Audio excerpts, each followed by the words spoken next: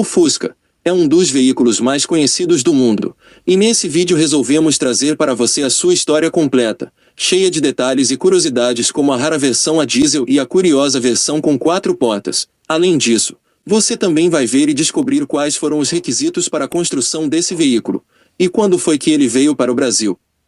Fique até o final para não perder essas e outras curiosidades sobre a história desse incrível veículo.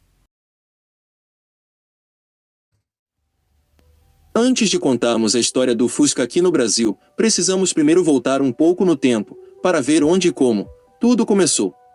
A história desse emblemático veículo começou por volta dos anos 30 na Alemanha, quando um certo ditador pediu a Ferdinand Porsche para desenvolver um carro compacto, barato e econômico para o povo alemão, pois naquela época a maioria das fábricas daquele país eram especializadas em carros de luxo, montados à mão e ainda por cima, muito caros. Porém, para o contrato ser firmado, Ferdinand Porsche tinha que seguir uma determinada lista com exigências para a construção desse novo veículo. Já essas exigências eram as seguintes: o carro deveria carregar 2 adultos e 3 crianças. Deveria alcançar e manter a velocidade média de 100 km por hora. O consumo de combustível, mesmo com a exigência acima, não deveria ser menor que 13 km por litro. O seu motor deveria ser refrigerado a ar, pois muitos alemães não possuíam garagens com aquecimento. O preço deveria ser menor que 1000 marcos imperiais. E depois de todas essas exigências e de vários protótipos produzidos, em 1938 era apresentado para o público este novo veículo, que inicialmente foi chamado de KDF-Wagen, e logo depois rebatizado para Tipo 1. O seu visual era marcado pela carroceria de 2 portas com linhas aerodinâmicas. Já o motor de 4 cilindros refrigerado a ar era montado na traseira, enquanto na dianteira ficava o porta-malas alojando o estepe e o tanque de combustível. Por dentro, este veículo podia levar até 5 pessoas e uma pequena quantidade de bagagens atrás do banco traseiro. Em relação ao seu visual, há quem diga que seu desenho foi inspirado no Tatra T87, e apesar de todas essas semelhanças, não sabemos ao certo se isso é verdade ou mentira. E para você, o Fusca teve seu desenho inspirado em outro veículo?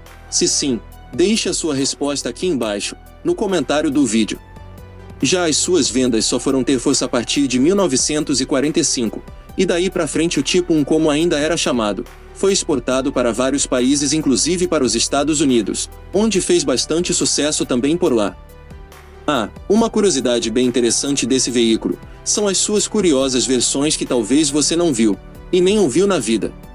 A primeira delas é a rara versão diesel, e você pode até estar se perguntando se isso é possível. A resposta é sim, pois no início da década de 50 o diesel na Europa era muito barato, e o presidente da Volkswagen pediu a Porsche para desenvolver um motor boxer diesel, com as mesmas características do motor a gasolina. Depois de um certo tempo, foi apresentado e instalado num Fusca este novo motor a diesel, e apesar de ter um bom nível de consumo como 15 km por litro na cidade e 17 na estrada, alguns fatores como o alto nível de ruído e por ser um veículo pouco lento, o projeto para esse novo motor foi abandonado. Outra versão bastante curiosa é a do Fusca com 4 portas.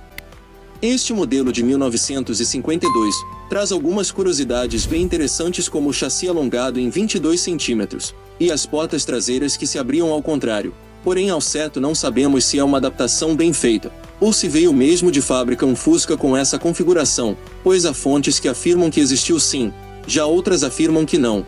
E para você, será que existiu mesmo essa versão com 4 portas? Deixe a sua resposta aqui embaixo, no comentário do vídeo. Pois pronto, já que você pôde conhecer um pouco do início de sua história, agora chegou a vez de você também conhecer a sua história por aqui. A história do Fusca por aqui não começa com a Volkswagen como talvez você possa pensar, mas sim com a Brasmotor, e no início da década de 50. A Brasmotor, também conhecida como Brastemp, antes de trabalhar com eletrodomésticos, começou suas atividades como importadora e distribuidora de veículos em 1947, e vendo o sucesso do Fusca pelo mundo, esta empresa resolveu firmar uma parceria com a Volkswagen para a montagem deste veículo por aqui. Os primeiros Fuscas vieram para o Brasil no ano de 1950, e logo de início já começaram a fazer bastante sucesso, graças à confiança mecânica do motor boxer refrigerado a ar, e pelo belo visual marcado por linhas arredondadas e pela traseira, com um vidro traseiro bipartido e pelas pequenas lanternas nos paralamas traseiros. Uma curiosidade desse veículo é que não havia luzes de direção nos paralamas dianteiros e nem nas lanternas traseiras. Já a função de sinalização das luzes de direção era feita por uma peça única, localizada na sua lateral e que ficou bastante conhecida como seta bananinha. Por dentro, o espaço era um pouco limitado, mas dava para levar até 5 pessoas, um pouco apertadas. Já o painel trazia 2 porta-luvas e 2 quadros de instrumentos, sendo o primeiro com velocímetro e luzes espias. Já o segundo vinha com o relógio. 3 anos depois do seu lançamento, agora era a vez da Volkswagen se instalar no Brasil e o primeiro lugar para as suas instalações foi no bairro do Ipiranga, em São Paulo, para a montagem do Fusca, ainda com componentes importados. Ainda em 53, o Fusca passava por leves alterações no seu visual, como um novo vidro traseiro, agora formado por um único vidro e com um formato mais oval. As portas ganhavam quebra-ventos, e por dentro o painel recebia um novo desenho, agora com o quadro de instrumentos atrás do volante. Já para 1959, a Volkswagen inaugura sua fábrica em São Bernardo do Campo. Com essa nova fábrica, o Fusca passa a ser fabricado no Brasil, atingindo assim 54% de nacionalização, e para se diferenciar do modelo alemão, o Fusca brasileiro passa por leves alterações no seu visual, como um novo painel, novo vidro traseiro em formato retangular, para-choques com poleiro e motor boxer 1200 refrigerado a ar, que desenvolvia a potência de 36 cavalos e 7,7 kg de torque, a apenas 2.000 RPM.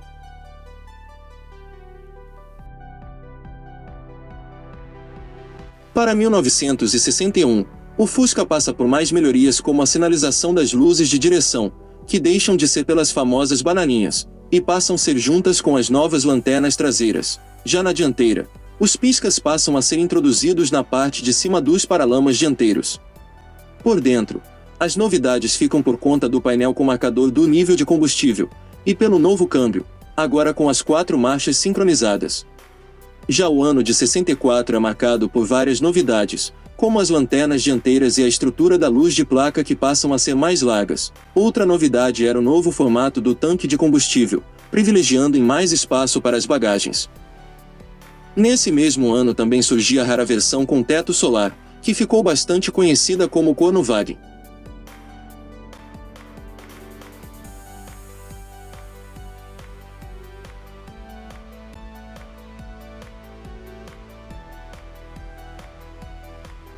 No ano seguinte, era a vez da versão mais despojada do Fusca e que também ficou bastante conhecida como Pé de Boi. Esta curiosa versão surgiu para se enquadrar em um programa de incentivo do governo para a venda de veículos populares. O Fusca, para ficar com um valor mais atraente, perdia todos os frisos e só era disponível em 2 cores sólidas. Já os cromados dos para-choques, das calotas e dos arcos dos faróis foram substituídos por uma pintura branca. Além disso, também perdia itens como piscas dianteiros, emblemas, espelho retrovisor e até o escapamento duplo. Passou a ter apenas uma saída de escape. Por dentro o acabamento era mais simplificado, como os revestimentos das portas, que foram substituídos por chapas de Eucatex, e ainda por cima sem apoios de braço e nem porta-objetos, enquanto os bancos de forração simples não ofereciam nem regulagem do encosto. Um detalhe bem curioso era o painel, que perdia basicamente tudo, como por exemplo a tampa do porta-luvas, a alça PQP do painel, o cinzeiro e o espaço para o rádio. Já a parte do painel voltada para o motorista também perdia a grade do alto-falante, o lavador do para-brisa e até o marcador do nível de combustível. Em 1967 era a vez do Fusca ser equipado com motor 1300 de 46 cavalos, e nesse mesmo ano o sistema elétrico passa a ser de 12 volts. E já que você chegou até aqui, agora aguarde para a parte 2 desse vídeo, que vai vir com mais novidades sobre a história desse incrível veículo. E quando o vídeo estiver pronto, vou deixar disponível aqui nesse card. E você, já teve algum desses veículos? Se sim, deixe a sua resposta aqui embaixo, no comentário do vídeo.